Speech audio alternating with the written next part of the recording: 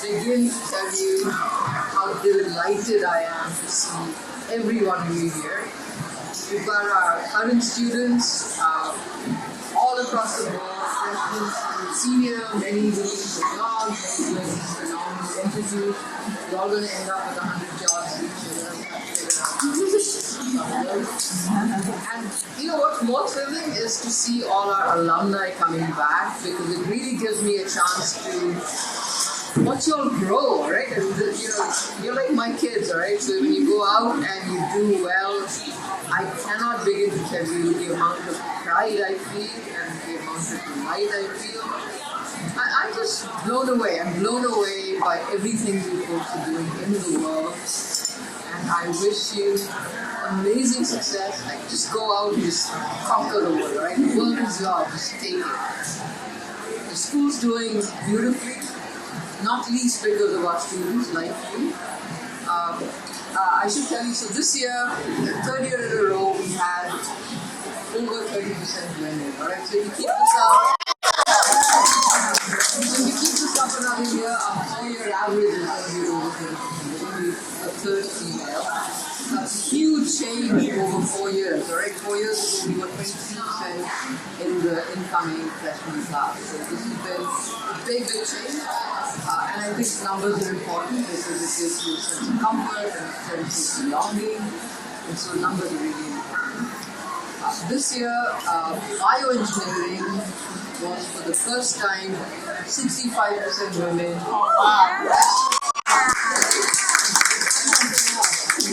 That's the first time I've ever seen that happen.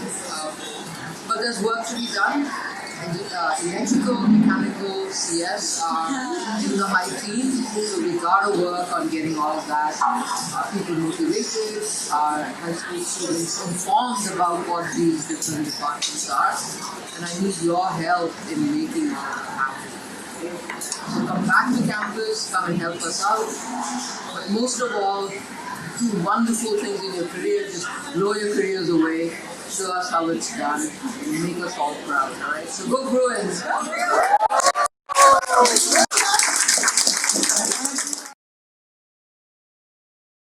Privilege of directing the UCLA Women in Engineering program known as WE at UCLA.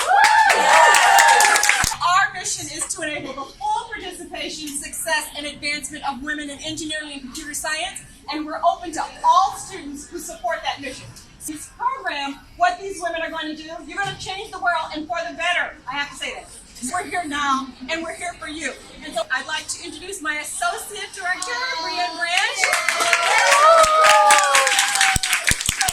So the big breaking news here is we have a staff and we have an office. So we are now located at 3277 Golders Hall. So don't be a stranger, come by and see us. And we're now on Instagram. And so it's WE at UCLA, WE19 UCLA. And we have these things called WE Wednesdays. And if anybody knows Mean Girls, on Wednesdays we wear we. We wear we. So on Wednesdays we wear something that's we. So it's either a WE at UCLA t-shirt or our wristbands or our buttons. So we're so happy to have you here, and we're so happy to have you a part of WE at UCLA. So thank you and enjoy!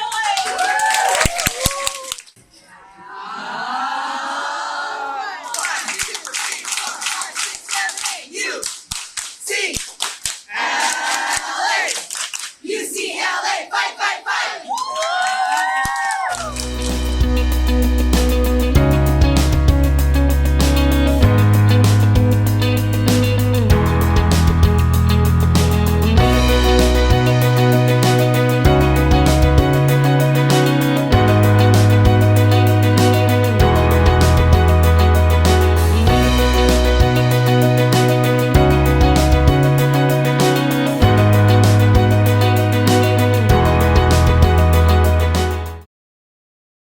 What's the first thing you say? Let's hear it all together. Thank you. Great job. Here's what you don't say. Oh, it was nothing. Oh, Jim helped me. It really wasn't that hard. No. You say, thank you. I really appreciate that. Can you read it? It says, "That's an excellent suggestion, Ms. Trigg. Perhaps one of the men here would like to make it." We call it the stolen idea. It happens, there's a robust literature that it happens by gender. The Workplace Experiences Survey shows that it also happens by race. You're sitting in a meeting and someone steals your idea. How do you respond in the moment and avoid this happening in the future? So glad you like that idea, Joe. I like your addition. Oh, everybody likes a nice girl.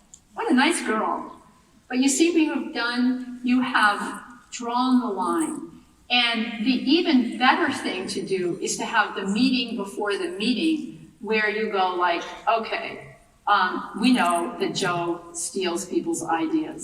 So when I offer an idea, will you say, hey, when Karen, that's a fantastic idea. Then we'll make harder for Joe to steal it. Or if Joe is just incorrigible and he's stealing important stuff and it's happening over and over again and you don't have an ally, before the meeting, you just send a little email to everybody who's going to be there. It's like, I'm really thinking hard about X problem, and I'm looking forward to talking about Y idea at the meeting. Get it, Joe? It's mine. Here's the second pattern. It's called the tightrope. The good woman is expected to be nice and communal, helpful, modest, interpersonally sensitive, a good team player. The good man, the go-getter, we expect something very different. He's expected to be competent and agentic, direct, assertive, competitive, ambitious, a real leader. Those prescriptive stereotypes are very strong. They've actually gotten stronger in the last 20 years. And they have profound effects in the workplace today. The most commonly noted is what's called the likability competence trade-off. Women walk a tightrope between being seen as too assertive, too direct, too competitive, too masculine, and therefore competent but not liked, or, on the other hand, being seen as nice, helpful, modest, and therefore liked but not respected.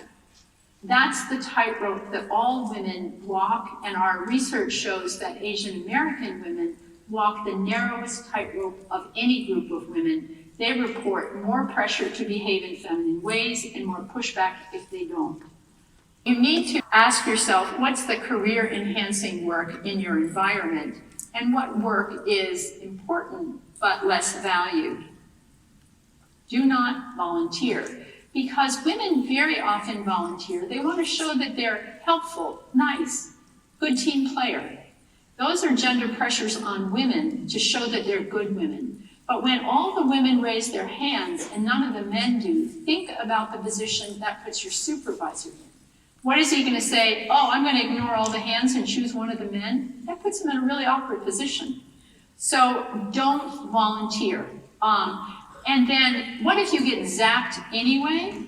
Do it once, do it graciously, and then work behind the scenes to get that work passed off among people of a certain level.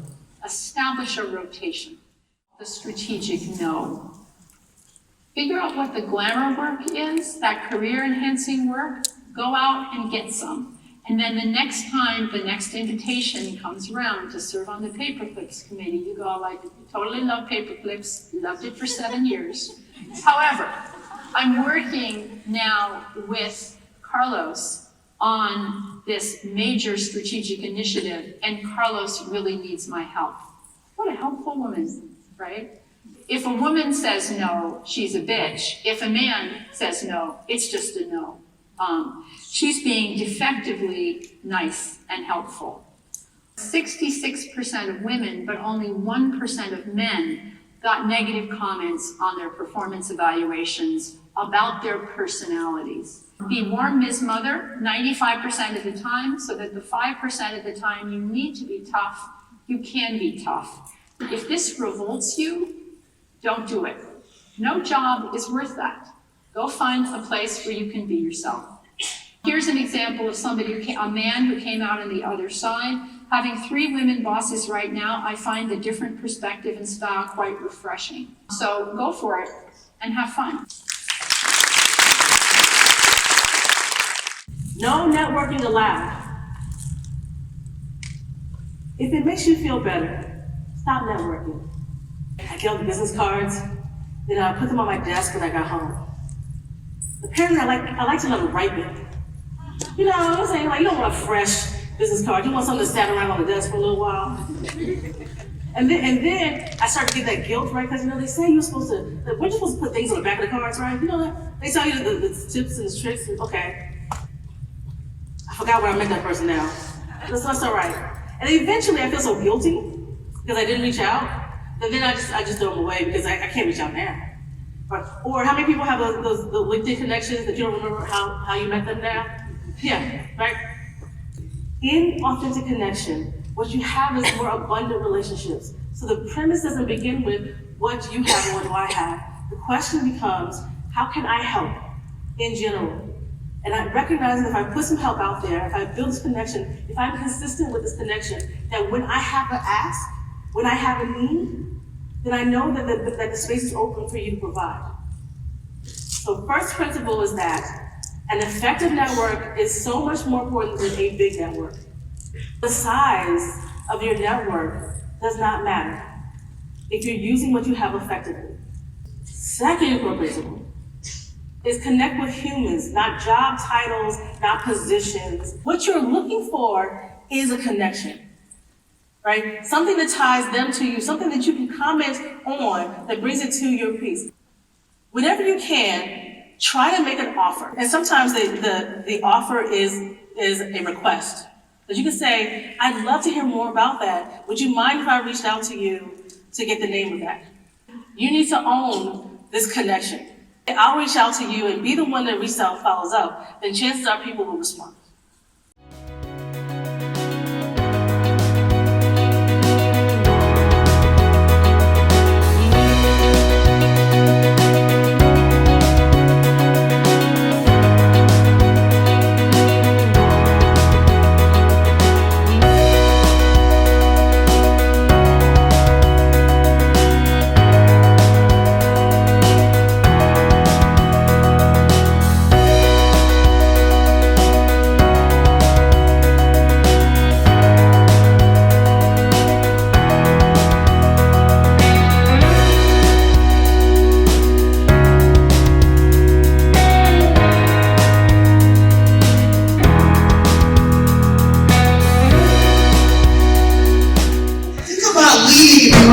I was thinking back of the first time I was standing there and I was the only woman in the room.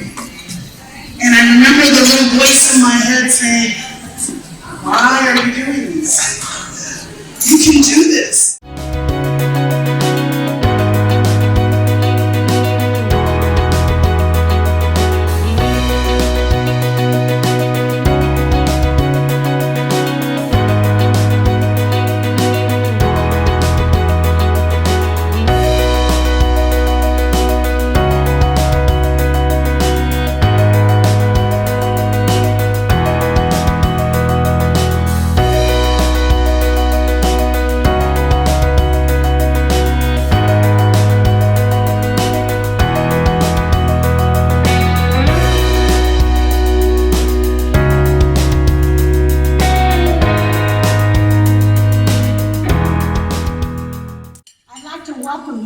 To our Women Defining the Future. We are so excited to be able to do this luncheon every year at SWE because we truly believe in the power of living, we believe in the power of learning, and we believe in the power of leading. You bring great energy, you bring great engagement, and you bring great talent. I graduated UCLA in 2016. Woo! Materials engineering. It's up to you to kind of put yourself forward and advocate for yourself and don't apologize for taking up space. You deserve to be here and just believe that and work for it. When you're done with your job, go see and learn a new skill, go help somebody out, step up, volunteer, be that person that people go to. Throughout our career, we're always going to come across some challenges and barriers, and go to your mentors. Not okay for Hispanic women to kind of speak above men. And I was very, very often the only woman in the room, as I'm sure it's happened to a lot of people in the industry. The things that I hear, I always was very quiet before, and now I stand out for myself, and like the looks that I get are like, oh, she speaks. Like we have our own names, we have our own personalities, we're our own people. Call us by our own names, just like we call you by yours.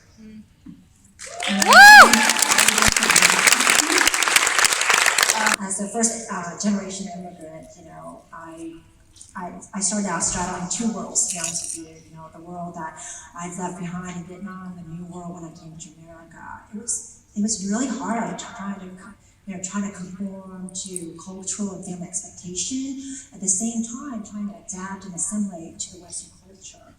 I spent a lot of time, and just a whole lot of energy, just trying to fit into two worlds for the longest time.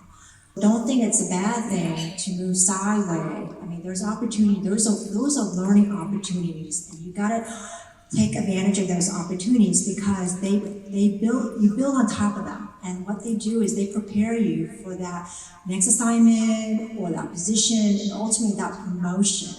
So the myth that a career is a straight linear line that goes that way, it's false. It really isn't. At best, it's messy like a spaghetti, or a spiral. You'll take a lot of positions as you navigate or you express interest in changing career. You really have to move sideways if you want to do that. My main advice would be to kind of know your worth and know that you deserve to be where you are. There were times, especially my freshman year of college, where I felt like I wasn't doing that well, and I'd been getting A's in high school, and I was like, I don't belong here. Like UCLA made a mistake to pick me, which is classic imposter syndrome. But I kind of realized towards the end that, you know what? They're stuck with me. I'm not gonna drop out. Who cares if they made a mistake to get me in? So I just worked extra hard to prove myself and realized that I'm here, I can make a difference, and I'm going to do it. Engineering is hard, and all of you are doing it. Keep going, it's worth it. Definitely don't chase that title or that salary. What you need to look for is that experience and opportunities where you're going to grow personally and professionally, and where you're going to make that biggest impact to your community and to the world. Make sure you step back for a second before you're done with your decision and confirm for yourself that you're not making a decision out of fear. And whatever you're doing what you want to do as opposed to avoiding something you're afraid of. I challenge you to be a hero for somebody, whether it's a young woman in STEM that's debating whether or not she wants to stay in it, or whether it's an old executive like me who really could use a new partner and find out how to grow and make a business successful and turn it around, and then get lucky and get promoted for it. You never know who you're gonna be a partner with, but I'm gonna challenge each and every one of you: be a hero, and thank you.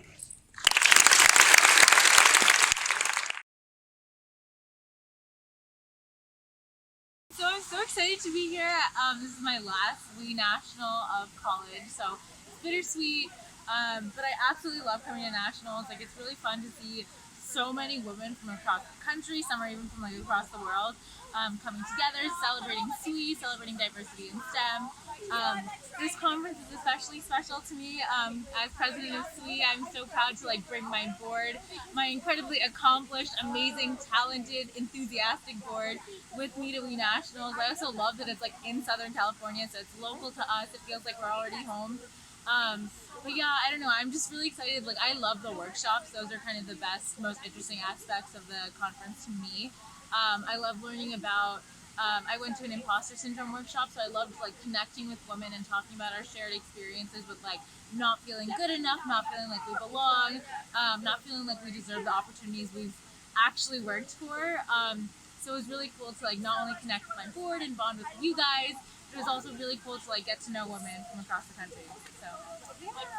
Hi, I'm Taylor. I'm the Internal Vice President for SWE at UCLA, and my favorite part of National Conference is getting to meet girls from all over the country and connect over our passion for women in engineering, and also get to coordinate and network with all of the companies and get to learn more about the professional success of women in engineering. I loved being at WE19. It was super empowering to see all these women come together in support of a common goal. And it was also really beneficial as far as professional and personal development. I had a really great time, and I can't wait to come back for WE20. So it's been a really great weekend here at the WE National Conference. I've had a lot of fun, like meeting people from all different parts of the country, going to different workshops and learning a lot. This is like definitely one of the biggest engineering events and conferences I've ever attended, and so it was a really great experience for me to do something like this for the first time.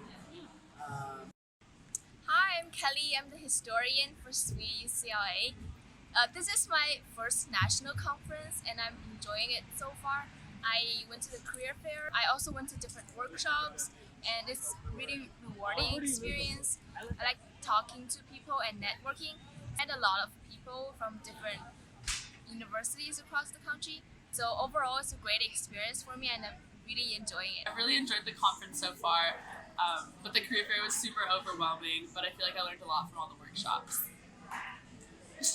I'm Shivani, I'm a third-year computer science major and I'm the publicity director for SWE UCLA this year. I had a really good time at WE19. I got to talk to lots of companies that I'm really interested in, and more importantly, lots of companies that are really interested in supporting the mission of SWE.